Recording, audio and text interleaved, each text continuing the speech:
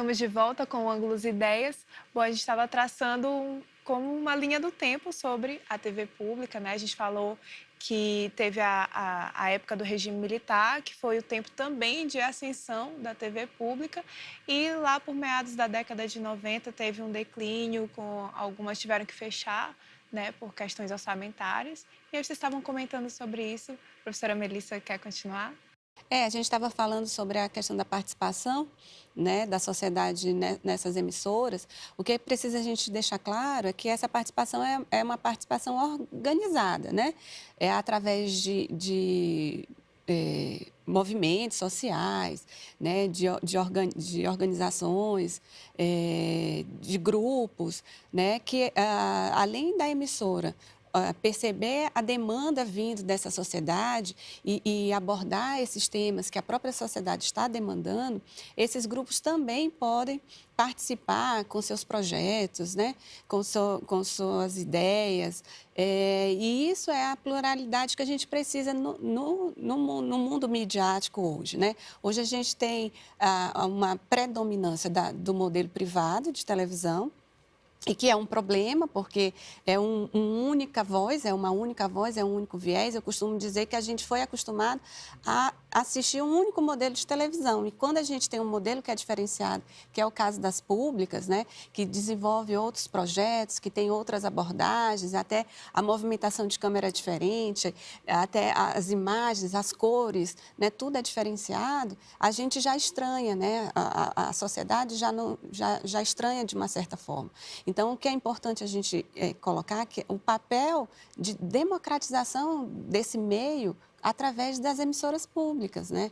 Não ter só um modelo de televisão, que é legítimo, inclusive, né? É legítimo que haja um modelo privado, é legítimo que haja um modelo estatal, até porque as televisões estatais precisam prestar contas à sociedade, né? Mas é preciso também que haja emissoras públicas que sejam fortes e que garantam essa pluralidade de discurso. E essa diversidade, ela está prevista na própria Constituição, no capítulo 5º, artigo 223 da Constituição Federal de 1988, tem o princípio da complementaridade entre os sistemas privado, público e estatal de televisão. Ou seja, na própria Constituição você tem a indicação da necessidade de termos TVs de todos os tipos, incluindo a TV pública, né? E apesar de em 88 já ter essa previsão, só em 2007 que nós viemos ter a nossa primeira TV pública. Assim, um fator interessante é a gente se perguntar o porquê, então. Acho que o telespectador ele fica com essa dúvida. Por que que é necessário mais um tipo de TV, né?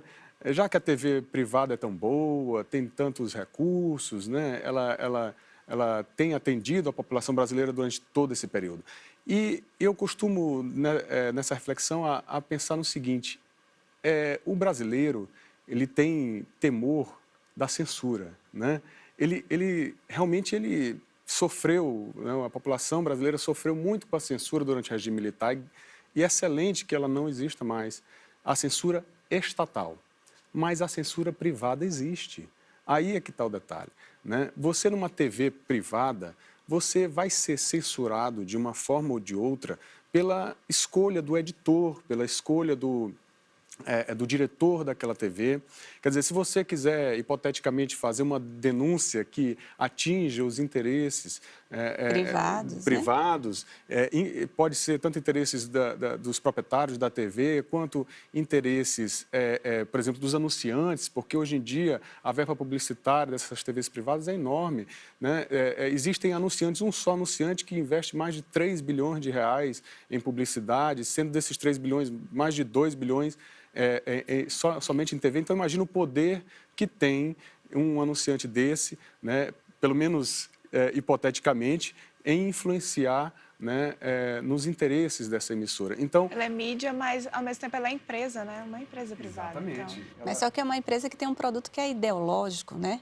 E a gente não pode perder isso de foco, né? A dominação ideológica, acho que a gente está discutindo aqui, é a grande questão. Por que o Estado não investe na comunicação pública?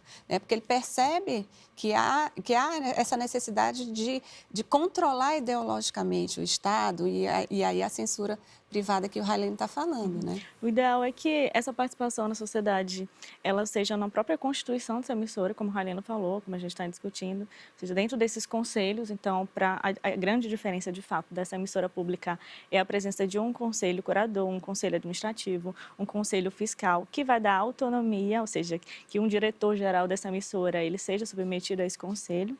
Então, a gente tem esses dois modelos que nós já citamos, a TV Cultura, a TV Brasil, que a TV Brasil foi especificamente essa primeira emissora que buscou se constituiu, na verdade, com essa proposta de conselho administrativo, conselho fiscal e conselho curador com participação da sociedade civil, mas todos indicados, né, assim, pela presidência. Então, essa participação ela começa nessa própria gestão da instituição, né? Na participação também em decisão de programação, mas a gente tem uma outra questão. Então, para além disso, eu acho que essa autonomia, a questão da censura, está muito mais ligada à forma de financiamento, que eu acho que é um outro grande, que é o principal desafio dessas TVs públicas, porque a estatal, a gente sabe que tem a verba estatal, tem o dinheiro do governo, mas a TV Cultura já tem 80% do seu praticamente das suas verbas também do governo do Estado de São Paulo. Então, ali, até que ponto se tiver qualquer tipo de contingenciamento ou de corte de verbas, isso não vai influenciar na programação, né? Exemplo do que aconteceu na TV Brasil, né? Então, assim, a medida provisória do atual governo acabou com o conselho curador, o conselho administrativo, o mandato fixo, que é de autonomia, e transformou, obviamente, numa emissora estatal. Destituiu o presidente, que ainda estava com o mandato vigente, o presidente da emissora, né? Mas que foi reposto depois, né? Não, mas ele foi novamente pela justiça destituído. Exatamente. Então, assim, acabou nosso modelo de TV pública que assim, era um embrião, né? Assim, então, a gente não estava se consolidando ainda dentro desse formato de conselho, como é uma BBC, como é a NHK também. E aí, por outro lado, a gente já tinha uma deficiência, um desafio referente à questão de financiamento. Por exemplo, a BBC e a NHK, a BBC britânica e a NHK no Japão, assim, a grande autonomia delas é no financiamento. Além dos conselhos curadores de gestão e fiscais, elas são geridas por taxa de licenciamento. Então, cada cidadão que tem um aparelho de TV em casa, ele paga uma taxa de licenciamento, seria em torno de, sei lá, R$450, e esse valor é o que sustenta essas emissoras. Então, não tem ali, por exemplo, qualquer tipo de contingenciamento por parte do governo. Então, corte de verba não influencia diretamente na produção. E outro grande fator limitador da TV pública é que nesses países, né, na Inglaterra, no Japão, a TV pública ela tem cobertura ampla e nacional, ou seja, a distribuição do sinal chega a todas as cidades do país. Aqui no Brasil, a TV Brasil, ela inicialmente tinha-se o projeto, inclusive que está previsto na lei das TVs, que criou a TV digital, né? Previsto o projeto do operador de rede único, ou seja, do governo instalar antenas em todas as principais cidades do país. Mas isso não foi para frente, né, durante todos esses anos, e a TV pública, infelizmente, por conta de muitas resistências dentro do próprio governo, do Poder Executivo e Legislativo, ela tem apenas emissoras em 4 capitais do país. E atende poucas cidades, né? Atende poucas cidades, isso dificulta sinal aberto, né? A penetração. Em sinal aberto, terrestre, né? No caso, ela tem cobertura via satélite, mas aí a cobertura também é bastante restrita, né? Não, e a maioria dos lares hoje pode, inclusive, assistir através do dispositivo de TVs por assinatura, que é um contrassenso, uma vez que o serviço é público, né? Então, as pessoas precisam pagar para ter acesso a esse serviço que é público. E diga-se de passagem, que só está lá nas TVs por assinatura porque é obrigado por lei, que esses canais sejam retransmitidos, né? A Lei do Cabo, de 1995, ela incentivou a criação de diversas TVs legislativas no sentido de dar transparência. Então, nessa época, foi criada a TV do Poder Legislativo, no caso a TV Câmara, a TV Senado, a TV do Poder Judiciário, né, que é a TV Justiça, e essas TVs têm a finalidade de trazer a transparência para o cidadão da atividade estatal, né? E foi muito incentivada nesse período pela lei do cabo, né? Gostaria de acrescentar também que, às vezes, o telespectador ele pode se perguntar, mas qual a relevância, né, hoje em dia, de uma TV, né, já que nós temos a internet, nós temos o YouTube, né, e é importante salientar que, do ponto de vista técnico, realmente é possível que um dia se chegue a um grau tal de penetração da internet que você não necessite, talvez, de tantos recursos televisivos ou radiofônicos. Mas, atualmente, mesmo um vídeo que tenha muita visualização no YouTube, ele alcança 1 milhão de visualizações. Os que alcançam, no máximo, assim, o topo em 24 horas seriam cerca de entre 10 e 12 milhões de visualizações. Porque a TV terrestre, não. Um capítulo final de uma novela, um telejornal que esteja abordando um tema importante para a população, ele pode ter até 120 milhões de pessoas assistindo, né, aqui no Brasil, uma informação como essa. Então, a TV ainda ocupa um lugar de destaque e de influência, né, na democracia do nosso país. E isso é muito importante observar. A internet, o YouTube, ele é fantástico, é um ambiente realmente democrático, onde todos podem expor suas ideias, mas ele é um ambiente muito fragmentado. E esse é o papel da TV, de modo geral, de certa forma, unificar, né, a pauta de discussão da sociedade. Então, isso só a TV mesmo, o rádio e outros veículos Tem nem proporcionam. como comparar a abrangência da internet. E quando isso é feito por apenas uma voz, aí você veja como fica complicado, né? Você constrói realidades, acaba construindo um fato, uma abordagem, um olhar, e aí complica a própria democratização da sociedade, né? A gente falou dessa realidade a nível de Brasil, colocamos até a nível de mundo, né, quando a gente citou outras televisões, mas eu queria saber no Maranhão, assim, para a gente fechar o nosso programa, no Maranhão, como é que é essa realidade, como é que é essa participação da sociedade, como é que funcionam as TVs públicas, TV UFMA, né? Então, como é essa realidade aqui? Aqui, como o Raileno colocou no início, nós somos privilegiados de uma certa forma porque a gente tem a TVE no Maranhão. Então, a gente desde sempre teve acesso, desde quando não existia nem o controle remoto, a gente chegava na televisão e conseguia ter acesso à TVE na época, que era a TV pública. Então, nós estamos mais acostumados com a comunicação pública, né? Acho que com a evolução, né, com o passar dos anos, a gente tem a possibilidade da TV legislativa, né, que por muitos anos teve à frente jornalistas que estavam envolvidos com a causa da comunicação pública.